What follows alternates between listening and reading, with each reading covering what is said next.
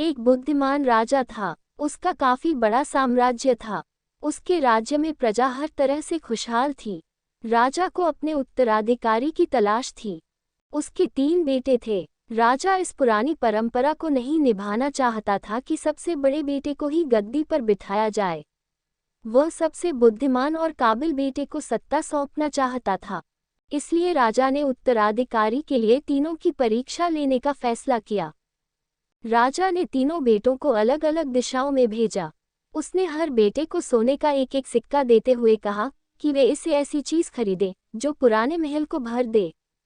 पहले बेटे ने सोचा कि पिता तो सठिया चुके हैं, इस थोड़े से पैसे से इस महल को किसी चीज से कैसे भरा जा सकता है। इसलिए वह एक मैखाने में गया, शराब पी और सारा पैसा खर्च डाला।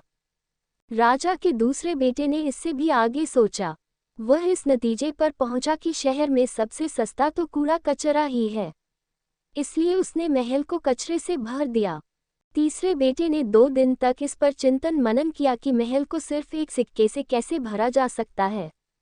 वह वाकई कुछ ऐसा करना चाहता था जिससे पिता की उम्मीद पूरी होती हो। उसने मोमबत्तियां और लोबान की बत्तियां खरीदी और फिर पूरे महल को रोशनी और सुगंध से भर दिया।